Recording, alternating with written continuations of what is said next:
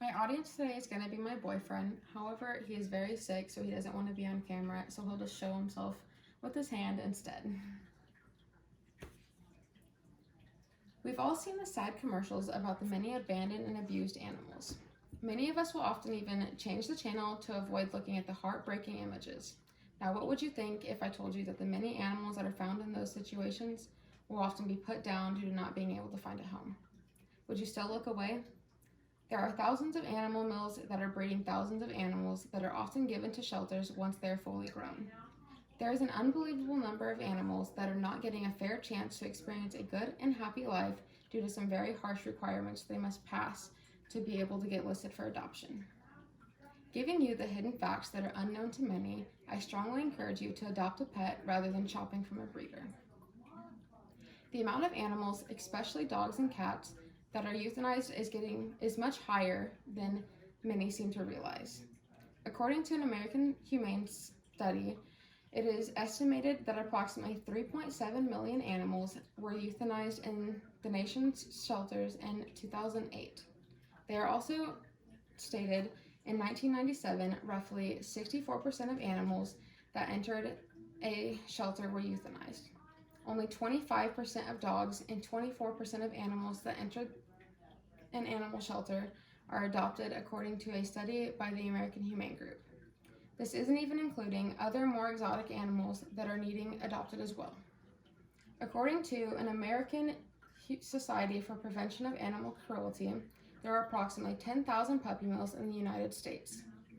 Robin Katz from the Legal and Historical Center of Animals defines a puppy mill as a facility where dogs were forced to breed until they are physically incapable. There is an extremely unfair list of requirements an animal must pass to be able to be considered for adoption. According to Dr. Jennifer Coates from PetMD.com, this list comes from surveys that are sent to random pet owners and veterinarians. Some of these requirements that are listed are medical requirements, along with the treatment and costs that can go into the medical issues, as well as food aggression and reaction with new people and other animals. The list can go on. However, I have been around animals for as long as I can remember, and I have worked with dogs for the last few years. Each requirement that is on that list is considered a problem, but most of them could be either worked around or even potentially fixed. Some of these problems, such as food and people aggression, can be sourced from fear and often go away once the animal feels comfortable in its environment and around the people that are surrounding it. And the things like medical bills or age or the amount of care needed absolutely should not be judged based off of a randomized survey instead of a potential adopter. Why should an animal be put down because they didn't survey the amount of people that would actually put in the extra work and care that that specific animal needs? Although there are many animals that do not pass this test, this does not mean that they can't be adopted at all. But however, this doesn't mean that they are safe. This means that the animal cannot be advertised for adoption. So then the animal will be put on a list and is going to be waiting for euthanization. The hold is typically 3 days, meaning if a person were to go into a shelter and ask to see the dogs that were on the euthanization list, then they could physically go back and see them instead of them being out on the showroom like the normal animals. Unfortunately, not very many people think to adopt a pet that doesn't pass its requirements after being told that it's not considered a good pet. I'd like to share a personal story that is a great example of some of these issues.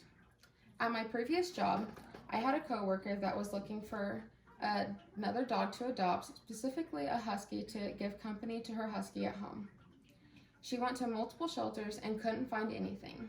At the last shelter they visited, they were told they had a few dogs in the back that were on the euthanization list.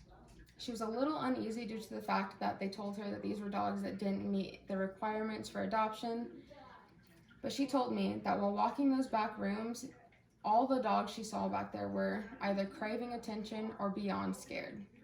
After reviewing the dogs, she ended up adopting a 4-year-old husky named Mia.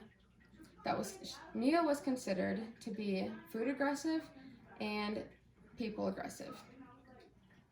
but she took the chance anyways and brought her home. Now today, a year later, Mia and her sister Grace are the absolute bestest friends and adore each other's company more than anyone else. Mia shares a food bowl with her sister, and she also loves new company. I wanted to share this story because it is a great example of how many dogs that aren't getting their fair chance, just like Mia got hers. Now, I know people want a puppy when adopting a dog, but being a puppy doesn't mean they have to be small. A dog is still considered a pup for the first 2 years of its life. This means that the dog will still have puppy characteristics, but just not the size of a puppy. Many people will buy themselves or loved ones puppies as gifts for holidays or birthdays. Of course, they think, what's a better gift than a puppy? Which is fine. If someone surprised me with a puppy, I'd be overwhelmed with joy. However, many people will buy a puppy from a breeder or a puppy mill rather than adopting. Approximately 2 million puppies were born in a puppy mill are sold in the United States each year, according to the Humane Society of the United States.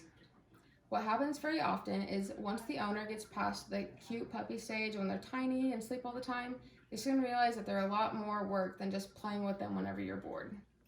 According to the American Society for the Prevention of Animal Cruelty, more than 1 million pet owners in the United States gives up their pets each year.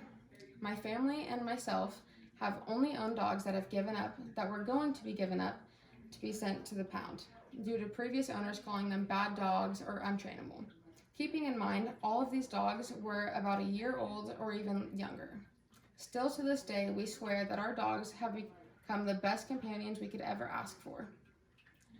How can a dog so young be deemed to be bad or untrainable at such a young age? Many people forget that a dog is just like a child and needs to be trained right from wrong.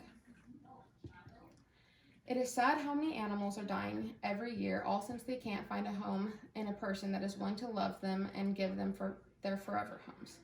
I hope that by sharing the harsh numbers with you, that I may have opened your eyes. I know that I may not be able to make everyone adopt an animal, but changing the mind of just one person is a start. I am asking you to take a stand against the breeders and the puppy mills, and for you to go out and get your next pet from a shelter that is desperately waiting for your love.